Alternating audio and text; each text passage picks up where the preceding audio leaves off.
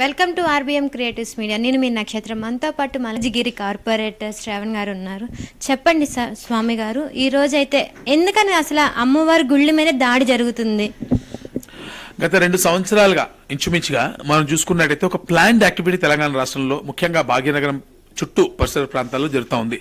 మీరు బాలాపూర్ కానీ, శంషాబాద్ కానివ్వండి, రాంపల్లి కానీ, కీసర్ కానీ, ముచ్చాలమ్మగుడి కానివ్వండి, మల్కాజ్గిరి కానివ్వండి, కావాలని కొంతమంది హిందూ దేవాలయాలనే టార్గెట్ చేస్తారు. టోపీ పెట్టుకుని వస్తారు, అక్కడ మలమూత్ర విసర్జన చేయడము, విగ్రహాన్ని ఇరగొట్టడం, ఏదో ఒక యాక్టివిటీ చేస్తారు. మళ్ళా వాడు పిచ్చోడు అని చెప్పి పోలీసు వాళ్ళు అరెస్ట్ చేసి అరెస్ట్ చేసినాం, కేసు పెట్టినామని చెప్తారు. మళ్ళీ తూతూ మంత్రంగా ఆ తర్వాత వాళ్ళు ఎటుపోతారో తెలియదు, మనం ఎటుపోతాం తెలియదు. అంటే కేవలము హిందూ సమాజం వీక్గుంది కాబట్టి హిందువులపైన దాడి చేస్తే ఎవరు పెద్దగా స్పందించారన్న ఉద్దేశంతోనో, మరి హిందువులపైన ఉన్నటువంటి వివక్ష ద్వారాను పదే పదే ఈ వేరే మతాలను పోగొనేటువంటి ముఖ్యమంత్రి గారు, మీరు హిందువే నేను హిందువే, ఈరోజు పార్టీలకు అతీతంగా మాట్లాడుకుందాం, హిందువులుగా మాట్లాడుకుందాం, మీకు వేరే మతాలపైన ప్రేమ ఉంటే ఉండొచ్చు గాక, కానీ హిందువులపైన మీకు ఇటువంటి చిన్న చూపు ఎందుకు? ఈరోజు మీ అందరికి తెలుసు, ఈ ఎవరైతే కార్యక్రమాన్ని నిర్వహిస్తున్నారో అటు సికింద్రాబాద్ కానీ ఇతర ప్రాంతాల్లో కానీ కేవలం వాళ్ళ ఒక అసెట్స్ మాత్రమే. అంటే ఏ విధంగా స్లీపర్ సెల్స్, ఏ విధంగా టెర్రరిస్టులు ఆపరేట్ చేస్తారు కదా, అటువంటి బ్రెయిన్ వాష్ చేసేటువంటి యాక్టివ్. ఒక వ్యక్తి వస్తాడు, కర్ణాటకకి వెళ్ళి వస్తాడు, కూరగాయలు కొత్తిమీరలు అమ్ముతాడు, సడన్ గా ఇటువంటి యాక్టివిటీలో పాల్గొంటాడు. అంటే దాని అర్థమైంది, గత 3 సంవత్సరాల ముందే నేను రాచకొండ పోలీస్ కమిషనరేట్ కి ఒక లిఖితపూర్వకమైనటువంటి ఒక ఫిర్యాదు ఇచ్చిన. అనేక మంది అన్నోన్ ఫేసెస్ కనబడుతున్నారు మా ఏరియాలో. వీళ్ళు లోకల్ వాళ్ళు కాదు, లోకల్ ముస్లిమ్స్, లోకల్ క్రిస్టియన్స్ ఈ విధంగా జనరల్ గా చేయరు. మరి ఈ వచ్చే వాళ్ళకి ఎక్కడి నుంచి వస్తున్నారు? వాళ్ళు బంగ్లాదేశీల, రోహింగాల, పాకిస్తాన్ వాళ్ళకి ఆధార్ కార్డులు వస్తున్నాయి, ఓటర్ ఐడీలు వస్తున్నాయి, ఇక్కడ ఇన్ఫిల్ట్రేట్ అయిపోతున్నారు. వీటిపైన ఐడెంటిఫై చేసి చర్యలు తీసుకోండి చెప్పడం జరిగింది. చెప్పినప్పటికీ కూడా పోలీస్ శాఖ నిస్తేజంగా ఉండడం, తర్వాత కంటిన్యూస్ సిరీస్ ఆఫ్ ఇన్సిడెంట్స్ జరుగుతున్నప్పటికీ కూడా పోలీస్ శాఖ నిరసన వ్యక్తం చేసేటువంటి మా పైన, మా కార్యకర్తల పైన అటెంప్ట్ టు మర్డర్ కేసులు పెడతా ఉన్నారు, పోలీస్ కేసులు బుక్ చేస్తా ఉన్నారు, మమ్మల్ని ఇబ్బందులకు గురి చేస్తున్నారు తప్ప మా పైన ఇన్వెస్టిగేట్ చేయడం కోసం స్పెషల్ ఇన్వెస్టిగేటివ్ టీమ్ సిట్ను ఏర్పాటు చేశారు తప్ప ఇటువంటి కార్యక్రమాలు నిర్వహిస్తున్న వాళ్ళు ఎవరు? దీని వెనకున్నటువంటి మూటా ఎవరు? ఒక వ్యక్తి చేయడుగా, ప్లాన్డ్ యాక్టివిటీ కదా, చాలా క్లియర్ గా ఎస్టాబ్లిష్ అయింది. ఒక వ్యక్తి కర్ణాటక వెళ్ళి వచ్చి ఒక రెక్కీ లాగా నిర్వహించి మరి ఇక్కడ ఇటువంటి యాక్టివిటీ చేస్తున్నాడంటే ఇది ఒక ప్లాన్డ్ మోటివేటెడ్ యాక్టివిటీ. దీని వెనుక ఒక సంఘ వ్యతిరేక శక్తిలో ఒక సంస్థ ఉంది. అది బంగ్లాదేశ్ లా, రోహింగాల, పాకిస్తాన్ లా, లేక సంఘ ఏదైనా పొలిటికల్ పార్టీస్ ఉన్నాయా, ఆర్గనైజేషన్స్ ఉన్నాయా, ఇవి పోలీస్ శాఖ ఈ రోజు వరకు కూడా ఇన్వెస్టిగేట్ చేసి ఎందుకు మరి విచారణ నిర్వహించి దానిపైన నిజాలు నిగ్గు తేల్చట్లేదు అనేది మా ప్రశ్న. హిందువులు శాంతి కామకులు కాబట్టి మేము ఎంత నిస్తేజంగా ఉన్నా నడుస్తుంది. అంటే ఇప్పుడు మనకి ఇలా దాడులు జరుగుతూనే ఉన్నాయి. బట్ అందరూ అంటున్నా ఏమంటే ఒక 10 రోజులు హడావిడి చేస్తారు, అంతే ఈ సంఘటన మర్చిపోతారు అని. దీన్ని అలసుగా తీసుకొని అవతల వాళ్ళు రెచ్చిపోతుందంటారా? 100%. మన హిందువులలో ఐకమత్యం లేదు కాబట్టి మనం కూడా అంతే కదా. ప్రతి సంఘటన ఇన్ని రోజులు జరిగింది అదే కదా. ఆ సంఘటన జరిగిన రోజు మనకి ఆవేశము, పూనకం వస్తుంది. ఆ గంట సేపు ధర్నా చేస్తాం, ఆ గంట సేపు వెళ్ళిపోయిన తర్వాత మళ్ళీ హిందువులని మాట్లాడడానికి కూడా మనం భయపడతాం. ఈ రోజు వచ్చినటువంటి వేరే పార్టీల వాళ్ళు కానివ్వండి, న్యూట్రల్ ఉన్న పర్సన్స్ కానివ్వండి, మళ్ళీ హిందూ అనే పదాన్ని నాన్ సెక్యులర్ మతోన్మాద పదం కింద చూస్తారు. వీళ్ళే చూస్తారు, బయట వాళ్ళు ఎవరు చూడరమ్మా. హిందువులు మాత్రమే సెక్యులర్ ఉంటారు ఈ దేశంలో, వేరే వాళ్ళు ఎవ్వరూ సెక్యులర్ గా ఉండరు. సెక్యులరిజం అనేది హిందువులకు మాత్రమే వర్తిస్తుంది. ముస్లింలు సెక్యులర్ ఉండక్కర్లే, క్రిస్టియన్ సెక్యులర్ ఉండక్కర్లే, ఇంకెవరు సెక్యులర్ ఉండక్కర్లే. హిందూ పేరుతో మాట్లాడటమే పాపం, హిందూ పదం తీయడమే మతోన్మాదం. జై శ్రీరామ్ అంటే మతోన్మాదం. జై శ్రీరామ్ అనడానికి చాలా మంది వెనక ముందు అవుతుంటారు, దేవుడి పేరు తలుచుకుంటే మతోన్మాదమా?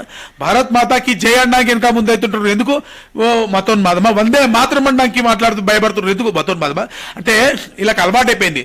ఈ మన పుస్తకాల్లో, పాఠ్యాంశాల్లో చిన్నప్పటి నుంచి ఈ సెక్యులర్ పాఠాలు నేర్పించి మన రక్తంలో ఇంజక్షన్లో పంపించినట్టుగా ఇటువంటి సెక్యులర్ పాఠాలు పంపించి ఈరోజు హిందూ జాతిని అసాధారణ స్థితికి తీసుకొచ్చినాం. మన ఆడపిల్లలకు వెలగడుతున్నారమ్మా లవ్ జిహాద్ పేరుతోటి.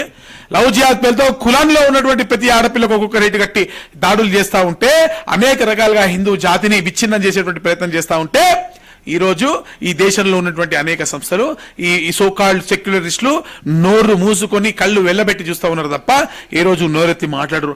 అదే వేరే వాళ్ళపైన ఎవరైనా మాట్లాడితే సెక్యులరిజానికి ఇబ్బంది వచ్చింది, భారతదేశంలో ప్రజాస్వామ్యం అంతరించిపోయిందని కూర్చొని విదేశీ వేదికలెక్కి మరి పెద్దగా ఊదరగొట్టే ఈ నాయకులారా ఈ రోజు హిందూ సమాజం పైన మీకు ఎందుకు చిన్న చూపు అన్నది మా ప్రశ్న.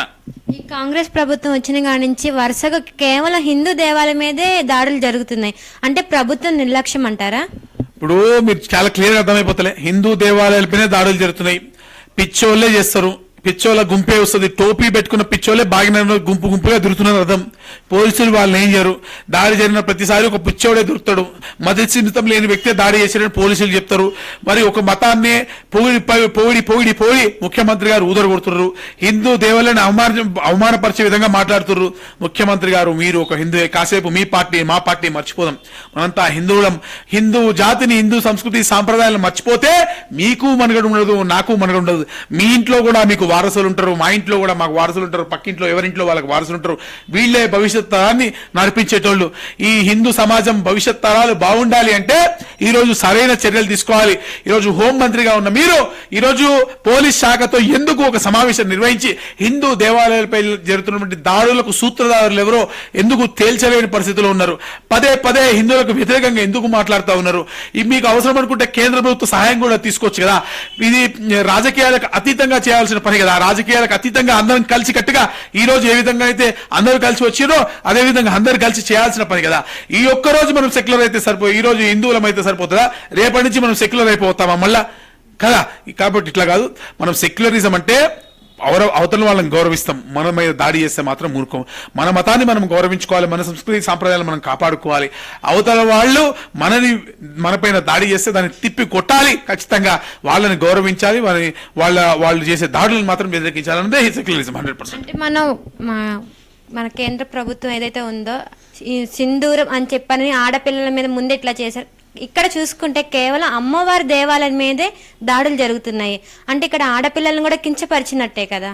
100%. ఇప్పుడు ఆంజనేయ స్వామి గుళ్ళ మీద కూడా జరిగినాయి వాస్తవానికి. సరే, ఇప్పుడు రాష్ట్ర శాంతి భద్రతలు రాష్ట్ర ప్రభుత్వ ఆధీనాల్లో ఉంటాయి. ఒకవేళ రాష్ట్ర ప్రభుత్వము మాకు చేత కాదు, మేము చేయలేకపోతున్నామని చేతులు ఎత్తేస్తే కేంద్ర ప్రభుత్వం అదే చేస్తాము. ఆపరేషన్ మీరు అన్నట్టుగా ఆపరేషన్ సింధూర్ ఏ విధంగా చేసారో ఆపరేషన్ హిందూ చేయొచ్చు, దానేముంది. ఆపరేషన్ హిందూ చేసి హిందూ దేవాలయాలపైన దాడులు చేసే వాళ్ళ మక్కలు ఎరగొట్టచ్చు. నిజంగానే జరగచ్చు కదా, ఆ రోజు కూడా వస్తుందేమో చూద్దాం. ఈ రోజు తస్మాత్ జాగ్రత్త. ఇక్కడ ఉన్నటువంటి పాలకులు మేల్కొలకపోతే, హిందూ వ్యతిరేకులు మేల్కొనకపోతే, సోకాల్డ్ సెక్యులర్ భావాలతో ఉన్న వాళ్ళు బుద్ధి తెచ్చుకోకపోతే రేపు జరిగేది మీరు చెప్పిందే. కేవలం హైదరాబాద్ డిస్ట్రిక్ట్ లోనే జరుగుతుంది, ఎందుకని అంటారు? అదే కేంద్రంగా నా ఉద్దేశంలో దీని వెనక ఒక విదేశీ శక్తులు ఉండొచ్చు, బంగ్లాదేశ్, రోహింగ్యాస్, లేకపోతే పాకిస్తాన్, లేదా ఎనీ ఇన్వెస్ట్ అంటే జియో పాలిటిక్స్ ఐడియా ఉన్న వాళ్ళందరికీ కూడా తెలుస్తుంది బేసికలీ. ఖచ్చితంగా దీని వెనక విదేశీ శక్తులు లేకపోతే దేశ వ్యతిరేక శక్తులు, సంఘ వ్యతిరేక శక్తులు 100% ఉన్నారు దీని వెనక. లేకపోతే ఇంత ప్లాన్డ్ మోటివేటెడ్ యాక్టివిటీ జరగదు. ఖచ్చితంగా 100% కర్ణాటక వెళ్ళి ఇక్కడ వచ్చి చేయాల్సిన అవసరం లేదు కదా. ప్లాన్డ్ యాక్టివిటీ ఇది. వాళ్ళు కేవలం బొమ్మలు, వాళ్ళకి ఏముంది తెలుసమ్మా, వాళ్ళకి ఎంతవరకు అవసరం అంతవరకు తెలుస్తుంది. కానీ వెనక మాస్టర్ ప్లాన్ అంతా వేరే వాళ్ళది ఉంటుంది. ఇది చేయించడంలో తెలంగాణ పోలీసులు విఫలమయ్యారు. పోలీసులకు ఎంతసేపు మా మీద కేసులు పెట్టడం, మమ్మల్ని వేధించడం తెలుస్తుంది తప్ప అసలు దొంగల్ని పట్టుకోవడంలో పోలీసులకు మరి ముందు రావట్లేదు. ఇప్పటికైనా మా ఆందోళన ద్వారా మరి ఈరోజు పోలీసులు డీసీపీ గారు అనౌన్స్ చేశారు, స్పెషల్ ఇన్వెస్టిగేషన్ టీం వేస్తున్నట్టుగా. దాని ద్వారా నిజాన్ని నిగ్గు తేల్చాలని కోరుతున్నాం. లేని పక్షంలో మా ఉద్యమాన్ని ఉధృతం చేస్తాం. అంటే అంతకుముందు మనం మామూలుగా మాట్లాడుకున్నాము, సికింద్రాబాద్ లో ఆ వ్యక్తి దొరికారు. ఇప్పుడుకొచ్చి అంటే హాస్పిటల్లో చికిత్స పొందుతున్నాడు, ఇప్పుడు 3 పూట్ల తిని ఉంటున్నారు. సో ఇప్పుడు కూడా ఇతను ఏం చేస్తారు అనుకుంటున్నారు? అతనిలాగే ఇప్పుడు 3 పూట్ల తిండి పెట్టి జైల్లో ఉంచుతారా? మీరేం కోరుకుంటున్నారు? అంతేగా. ఇప్పుడు నేను పర్సనల్ గా నా టార్గెట్ ఈ ముస్లిం. సరే, అట్లాంటి ఏం చేయాలో చేస్తారు, డ్యూ లా ప్రాసెస్ చేస్తారు. సరే, అమ్మవారి దగ్గరకు వచ్చినప్పుడు బతికి పట్టనట్టుగా ఎవడు లేడు, వాడి పాపాన్ని వాడు పోతాడు. ఇట్లా జరిగితే అట్లా జరుగుతుంది. దేవుని దగ్గరకు వచ్చినాడు. కానీ మనం ఇక్కడ చాలా జాగ్రత్తగా సూక్ష్మంగా గ్రహించాల్సిన విషయం ఏంటంటే దీని వెనుక ఒక పెద్ద నెక్సెస్ ఉందమ్మా, ఒక నెట్వర్క్ ఉంటుంది. ఒక నెట్వర్క్ లేకుండా ఇట్లా ప్లాన్డ్ యాక్టివిటీస్ జరగదు. వాళ్ళని బ్రెయిన్ వాష్ చేసి పంపించడం, ఎక్కడి నుంచో ఎక్కడ తీసుకొచ్చి ఇక్కడ కూర్చోబెట్టి ఇక్కడ కొత్తిమీర కరేమాకులు అమ్మించి ఇక్కడ ఇటువంటి యాక్టివిటీ అందరూ జనాసంద్రం అంటే 8:30 8 o'clock అంటే ఫుల్ పబ్లిక్ ఉండే టైంలో అటువంటి ప్రదేశంలో అంత పెద్ద మెయిన్ రోడ్ పైన చేయడం అంటే దొరికిపోతామని తెలిసి కూడా చేస్తారు కదా, బ్రెయిన్ వాష్ చేసిన అర్థం అంతే కదా. అంతే, అంటే బతికితే బతికాం లేకపోతే లేదు. 100% ఇది మోటివేటెడ్ యాక్టివిటీ కాబట్టి దీని వెనుక పెద్ద శక్తులే ఉంటాయి. వాళ్ళని పట్టుకోవాల్సిన అవసరం ఉంది. తెలంగాణ రాష్ట్ర ప్రభుత్వం, రాష్ట్ర పోలీసులు దానిపైన వర్క్ చేయాల్సిన అవసరం ఉంది. లేని పక్షంలో ఈ దేశానికి సమాజానికే పెనుముప్పు. వాళ్ళని పట్టు అంతేకాదు కార్బన్స్ వచ్చేయాలి. ఇప్పుడు ఇన్ఫిల్ట్రేట్ అయ్యారు కదా, ఇప్పుడు ఎవరైతే మేము ఇంతకుముందు కూడా బర్త్ అండ్ డెత్ సర్టిఫికేట్స్ మీద మేము జిహెచ్ఎంసీలో పెద్ద ఎత్తున ఉద్యమం చేసాం.